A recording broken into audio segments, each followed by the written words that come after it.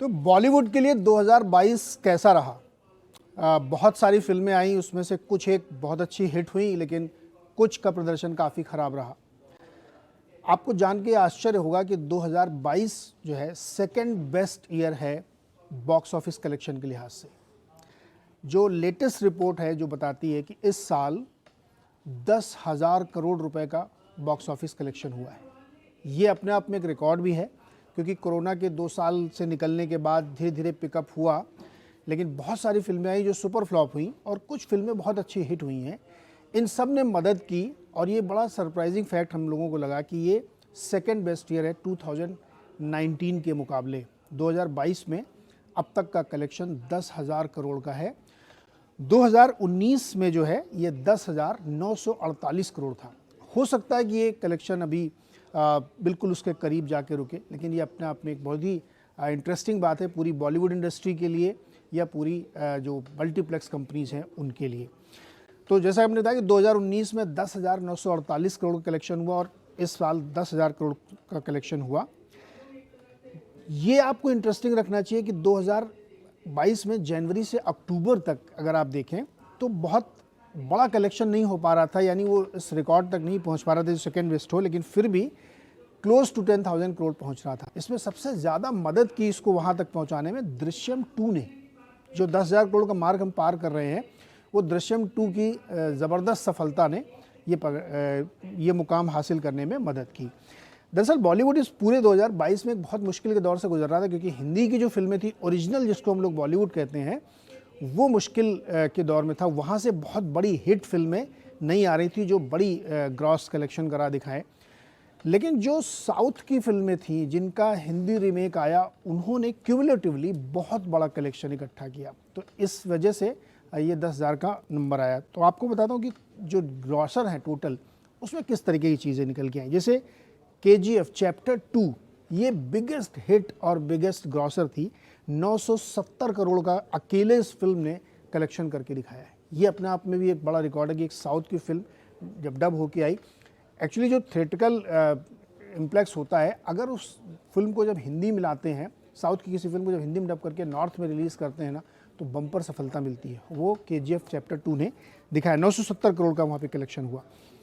दृश्यम ने 284 करोड़ का कलेक्शन करके दिखाया और विक्रम ने भी 280 करोड़ का किया। तो इस तरीके के जो कलेक्शंस निकल के आए, इससे 10,000 मार्क में पार किए। अब यहाँ पे एक कैच है, क्योंकि एक रिसेंट फिल्म आई अवतार, जो बहुत ही बढ़िया प्रदर्शन उसने कर रही है, उसने भी इस टैली को और ऐड किया। लेकिन चूंकि ये ओवरलैपिंग होगा, ये 2023 में भी कुछ कलेक्शन इसका जाएगा, लेकिन 2010 तक का जो भी कलेक्शन इसमें जा रहा है वो मदद कर रहा है कि इस 10,000 करोड़ के हम मार्क को पार कर रहे हैं।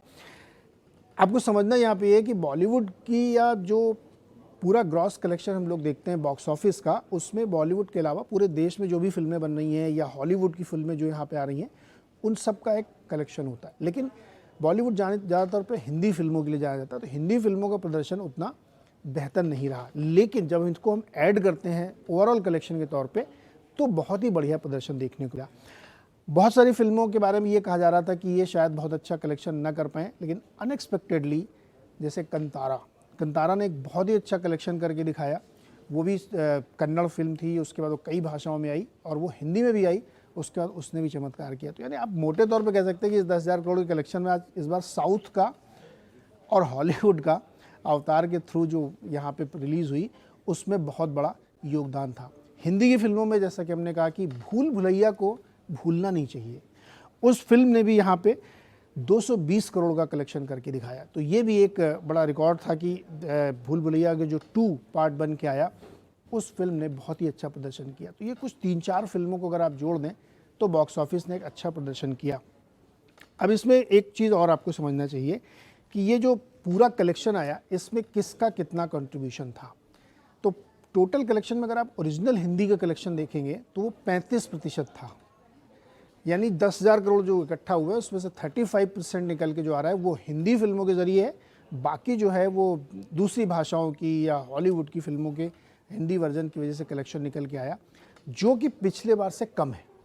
44% कलेक्शन होता था हिंदी फिल्मों का, जो कि इस बार जो है 2019 में जहाँ पर रिकॉर्ड बना था, वहाँ पे 44% हिस्सा था बाकी हिंदी फिल्मों का इस पूरे कलेक्शन में, लेकिन इस बार 35% है, जो बॉलीवुड के लिए चिंता की बात होनी चाहिए, क्योंकि बॉलीवुड की फिल्मों में कंटेंट को लेकर के इश्यूज़ हैं, बहुत सारे और दूसरे इश्यूज़ निकल के आ रहे हैं जिसकी वजह से वो बहुत सक्सेसफुल हो नहीं पा रही हैं।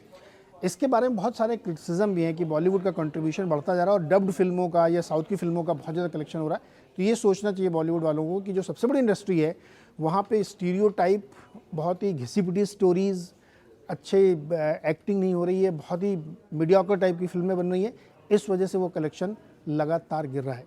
इस बारे में राम गोपाल वर्मा का एक बहुत ही मज़ेदार बात मुझे याद आ रही है।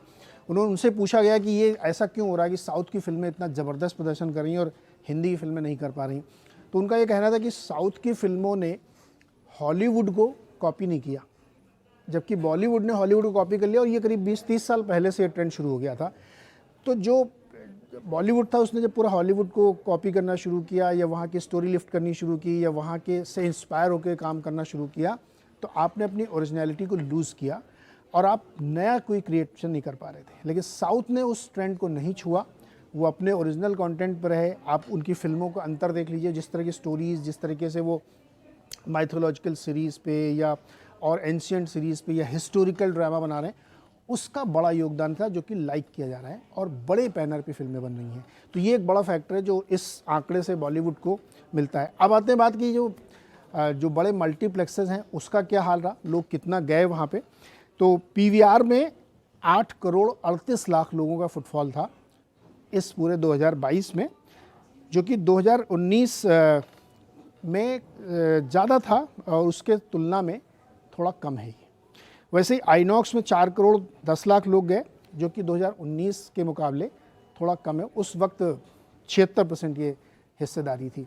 तो फुटफॉल डेफिनेटली बढ़े हैं मल्टीप्लेक्स में, लेकिन अभी भी उस लेवल को हम बीट नहीं कर पाए जो 2019 में था, ना कलेक्शन के लेवल पे ना फुटफॉल के लेवल पे।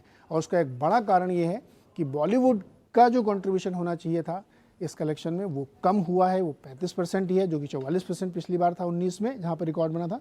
और साउथ का या दूसरी लैंग्वेजेस का या हॉलीवुड फिल्मों का डब वर्जन ज़्यादा चल रहा है। तो नेट अगर आप ये कहें कि 2022 बॉलीवुड के लिए एक धमाकेदार साल रहा है, सेकेंड बेस्ट ईयर है, लेकिन अभी भी इसमें गुंजाइश है यहाँ से आगे और जाने की। तो देखते हैं 2023 कैसा गुजरता है, क्योंकि कई सारी फिल्मों की चर्चा इस समय चल रही है कि 2023 में आएंगी। जैसे पठान 1 जनवरी में रिलीज़ होने वाली है, देखते हैं कैसा वो प्रदर्शन करती है, फिर हम लोग इसका अंदाज़ा लगाएंगे। बहुत बहुत शुक्रिया।